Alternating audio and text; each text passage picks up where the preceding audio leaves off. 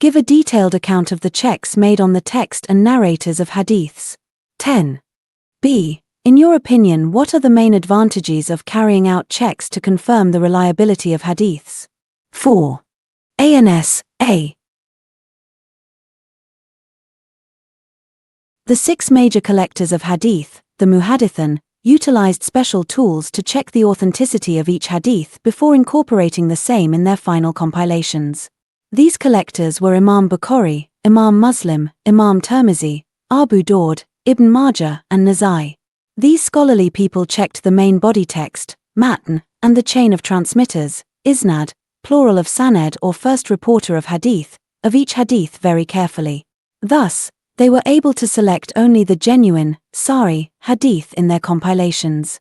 The text, matn, of each hadith was required to be in accordance with the teachings of the Quran and Sunnah, in the Arabic language of the age of the Prophet, in a simple expression and in no way mention anything against the status and dignity of the Prophet and his family. It should also not be in clash with other ahadith already accepted as authentic. It should not contradict the normal experience of the people or the laws of nature.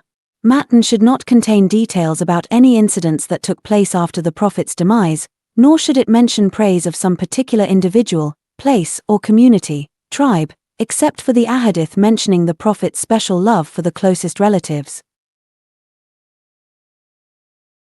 or libate, and companions. Finally, the matn should not describe unusual rewards for ordinary deeds. Similarly, the chain of narrators, sanad isnad, was checked thoroughly. Sanad literally means authority or support because each hadith had been transmitted from one to the next generation on the authority of transmitters. So a number of narrators will constitute a chain called isnad, many reporters or sanads.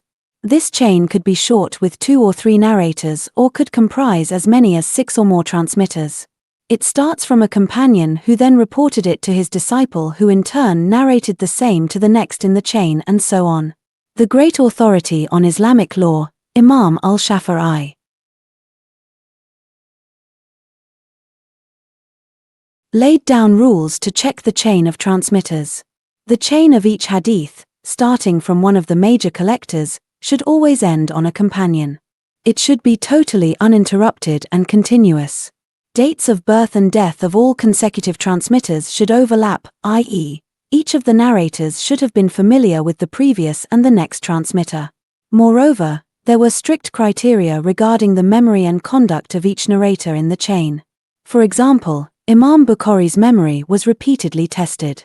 Once in Baghdad, the people chose 100 different hadiths and changed the sequence of the reporters as well as texts of the hadiths and recited them before Imam Bukhari.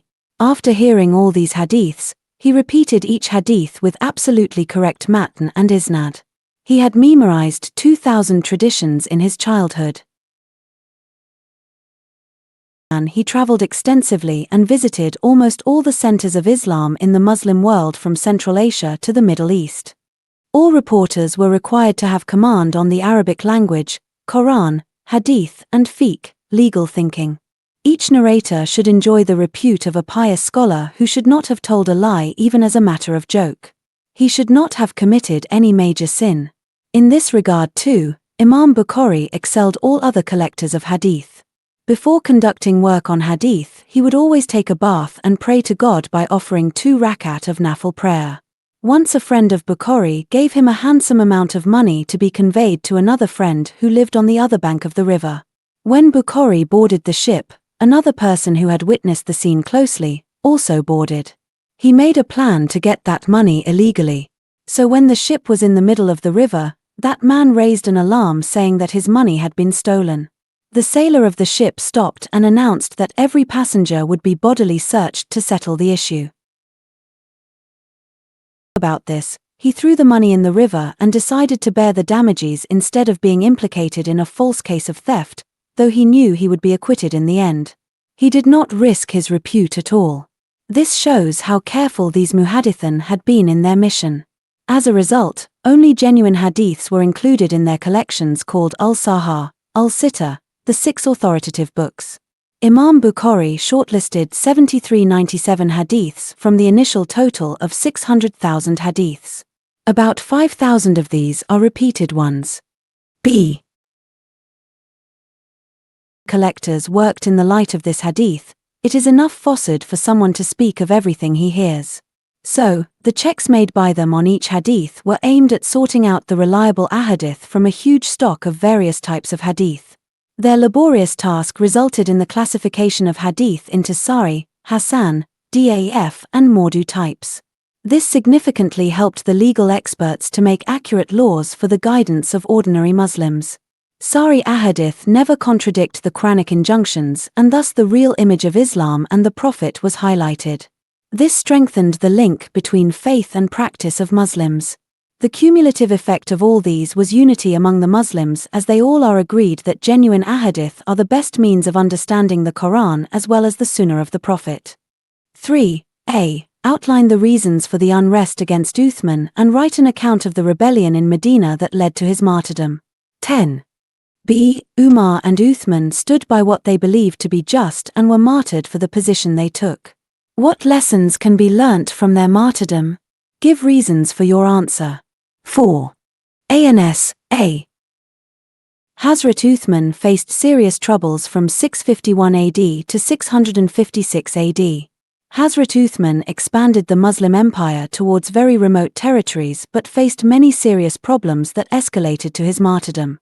Many people believe that the mishap of accidental falling of his ring in the Arish well, in 651 AD, marked the start of troubles for him. It was the signet ring of the Holy Prophet. However, this is a debatable issue as there were other reasons for revolt against him.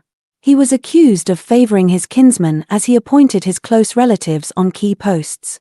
Walid bin Akbar, a close relative of the Caliph, was first appointed as governor of Kufa, but was soon replaced by another relative, Sa'id bin al-Ayaz. Abdullah bin Amir was appointed governor of Basra. They were competent but happened to be the sons-in-law of the Caliph. Abdullah bin Abi Sarah was appointed governor of Egypt, while Muawiyah was given a larger territory of Syria to govern. The Caliph's secretary, Marwan bin al-Hakam, was also from his family. Despite the competence of all these, the people in general criticized the Caliph as he extended more favors to them. They were allowed to draw loans from the Bayt-ul Mal and amass funds collected from their provinces.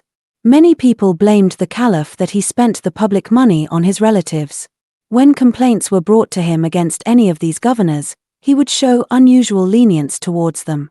He was accused of not keeping a strict check on his governors. This added to his growing unpopularity. He allowed the Arabs to acquire lands in the conquered areas, while the previous caliphs had banned this. This step intensified hostility between the Arabs and the local inhabitants. Another allegation against him was that he used the state pastures for his own use and restricted the people from using them. In fact, as the executive head of the state, it was his duty to supervise and maintain the state pastures, and this tradition was introduced by the previous two caliphs. Similarly, when Hazrat Uthman enlarged the court around the Kaaba in 647 AD, many houses were demolished. Though the owners were paid the compensation, they joined the rebels against him. Hazrat Uthman prepared the copies of the original script, Mushaf-i Hafsa, after receiving reports of disputes among the new converts over various dialects of recitation of the Quran. Then he ordered burning the disputed copies of the Quran with the noble intention of avoiding disunity among Muslims. However, this step was seen by the people as an insult of the holy book. Abdullah bin Saba, a Jewish hypocrite from Yemen, launched a campaign against the Caliph. He exploited Hazrat Ali's name and status to instigate people against the Caliph. Expelled from Kufa, Basra, and Syria, he eventually established his headquarters in Egypt. The Caliph never took any strict action against him, and Ibn Saba continued to make matters worse for Hazrat Uthman. In 656 AD, the rebels against the Caliph drafted a plan to get rid of him. 3 groups of armed rebels left Kufa, Basra, and Fustat for Medina on the pretext of pilgrimage to Mecca. They made separate bases in Medina, and this greatly shocked the people of Medina. The rebels sent delegations to the 3 most respected advisors of the Caliph, Hazrat Ali, Talha, and Zubair. These companions responded harshly and refused to cooperate with them against the Caliph. As the deadlock prolonged, Hazrat Ali, acting as the intermediary, advised the Caliph to remove the most unpopular governor of Egypt, Abdullah bin Abi Sarah. This, in Hazrat Ali's opinion, might satisfy the rebels and reduce the problems of the Caliph. The Caliph reluctantly agreed and the rebels returned to their cities. 3 days into their march to Fustat, the rebels captured a slave of the Caliph who was carrying a letter to the Egyptian governor. The letter, with a fresh seal of the Caliph's office, contained orders for the governor to kill the rebels on their arrival in Egypt. Feeling furious, the rebels turned back to Medina, and soon were joined by those from Kufa and Basra. In the presence of Hazrat Ali, the Caliph denied any knowledge of the letter, though he admitted the ownership of the slave who carried the letter. The predicament of the Caliph prepared the ground for the accomplishment of the ugly mission of the rebels. The Caliph promised to address their grievances, but it was too late. Hazrat Ali, Talha, and Zubair sent their sons to guard the Caliph's house. The rebels received the news of an elite force sent by Muawiyah that was around 120 kilometers from Medina, and decided to act quickly. They besieged the house of the Caliph and attacked. Hassan bin Ali and Muhammad bin Talha bravely defended. Marwan's troops also tried to save the Caliph. Hazrat Uthman asked all to leave him alone as he was the sole target of the rebels.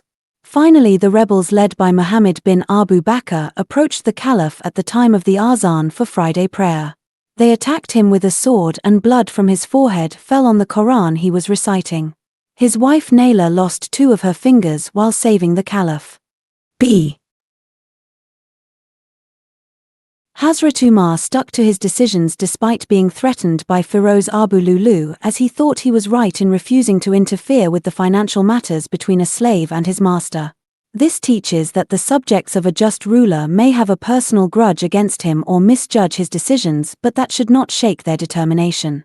If he is sure that he is righteous, he should refer the matter to God, as is declared in the Quran, for to God go all matters for decision. 3:109, Al-Imran. Hazrat Uthman was martyred by rebels who considered his policies wrong. He was accused of favoritism, but his governors, who were his relatives, proved their competence by expanding the Muslim empire tremendously. Muslim rulers should keep their intentions pure, and prefer merit and talent of the state officials regardless of their relationship with the head of state. 4a. Write about the following. The benefits of private prayer, dua, in a Muslim's life. The times when God is thought most likely to accept dua. 10b. How does dua bring a believer closer to God? 4a. The benefits of dua in a Muslim's life. Dua, or personal invocation, is in a way continuation of the regular prayer salat. It is an informal act of worship, as the believers may ask for anything from their Lord in any language. The Prophet highlighted the importance of dua by saying, "Dua is the core of worship." As salat contains fixed kinds of recitations, dua provides the believers an opportunity to ask from their Lord more of his favors and blessings for themselves as well as for their relatives and friends. Dua is a source of promoting humbleness, an attribute much liked by God. The Quran, in this regard, says, "Believers will surely win through those who humble themselves in their prayer." 23:1-2, Al-Mu'minun. An additional benefit of being humble is that it negates pride, as stated in this hadith. He in whose heart is as much pride as the size of mustard grain will not enter paradise.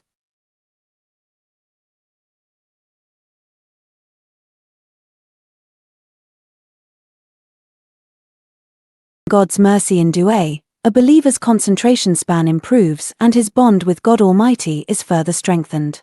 It is an effective tool of enhancing dependence on God instead of worldly powers.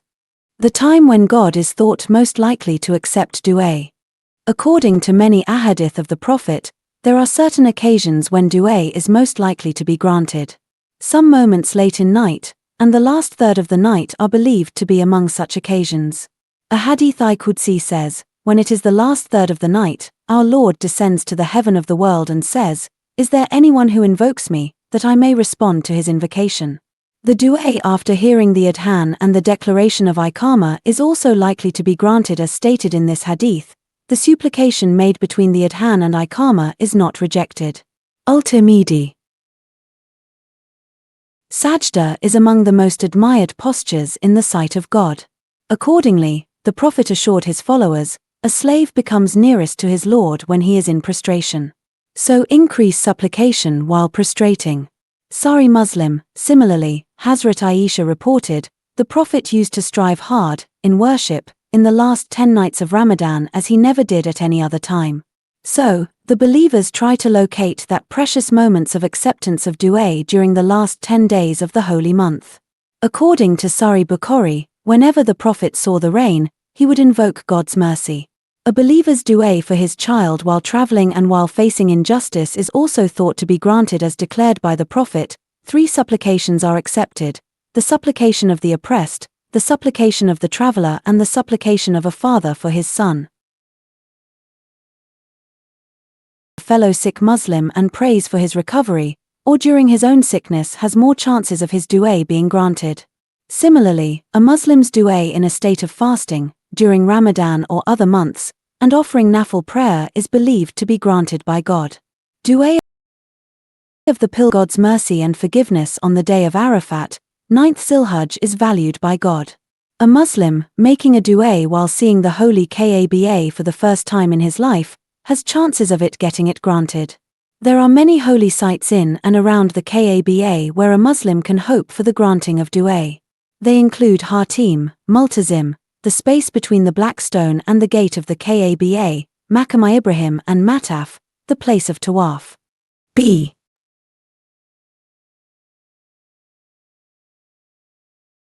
While making a du'a, a believer develops a sense of being close to God as he reassures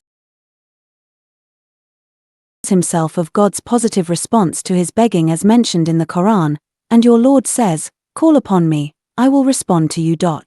40:60, Ghafir. While making du'a, a believer's belief in Tawhid is strengthened, and that also brings him closer to his Lord. A Muslim opens his heart to God, exposes all his problems to him, and becomes a humble beggar before him, though he believes that God already knows the secrets of hearts. Thus he reminds himself of his status before the Lord of the worlds. He has a strong faith that God is in possession of uncountable bounties and unusual powers. Therefore, he develops confidence and pride in being his slave whose sole duty is to adore and worship him.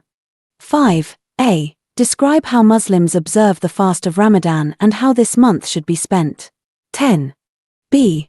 What is the purpose of fasting during the month of Ramadan? 4a.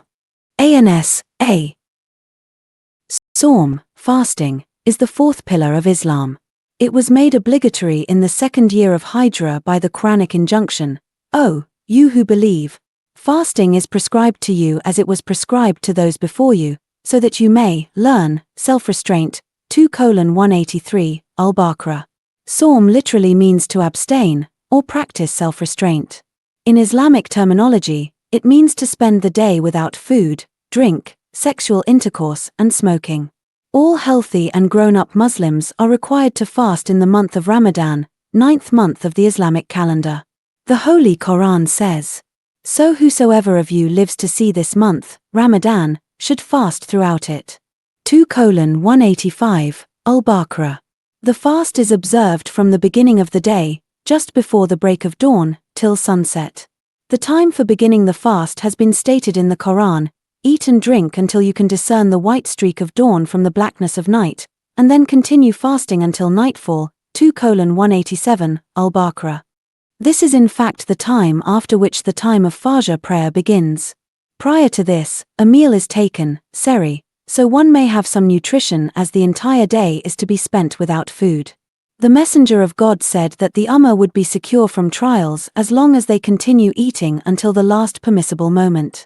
The fasting person makes this intention: "I intend to keep tomorrow's fast of Ramadan."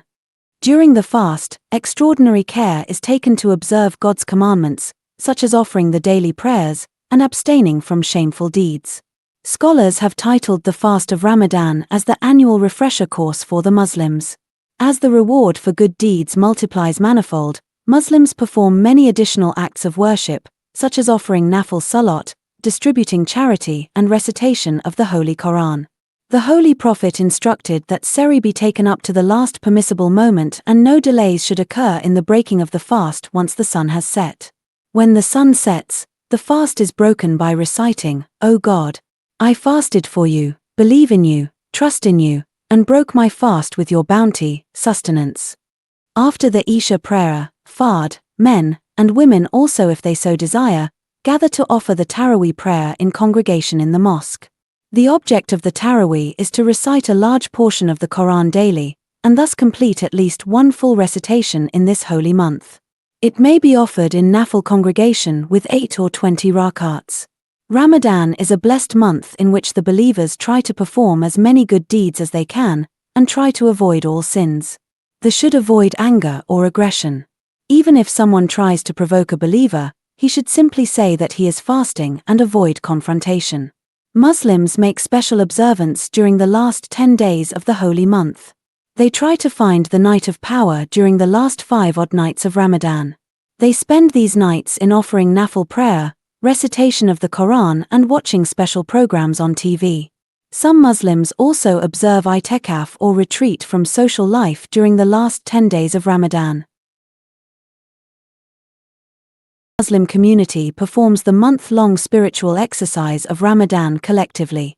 Muslims strive in this month to curb all detrimental desires and evil thoughts, and nurture love, patience, unselfishness, and social consciousness. The Prophet declared the act of fasting as a barrier against undesirable acts. Fast is a shield against sins. In Islam, Ramadan is greeted with great zeal and zest. To spend as much time as possible in worship, charity, and other good deeds in order to seek the pleasure of God, as the reward for good deeds increases manifold in this holy month. The purpose of the entire exercise is to revitalize faith, develop good habits, and renew the covenant with God. The spiritual purification of the individuals leads to the collective betterment of the entire community. The Messenger of God said, "God does not need the fast of one who does not abandon false speech or acting according to his false speech." Thus Ramadan acts as a spiritual cleanser not only for the individual believer but the entire community. B. The basic fasting is to inculcate genuine fear of God, as is stated in 2:183, Al-Baqarah. This fear of God or taqwa is the basis of shaping the conduct of the believers. They submit before the will of God by observing all restrictions for a fixed period of time. They develop unity and equality by obeying God's commands collectively. Fasting also fosters brotherhood and discipline among Muslims as they reschedule daily chores of life according to suha and iftar timing. The Taraweeh prayer and observances of the last 10 days of Ramadan further strengthen communal ties. They try to get closer to God by offering nafil prayers and reciting the Quran and helping the poor. A hadith promises reward of such deeds. Whoever prays during the night in Ramadan out of sincere faith and seeking its reward from God, will have all his previous sins forgiven. Agreed upon.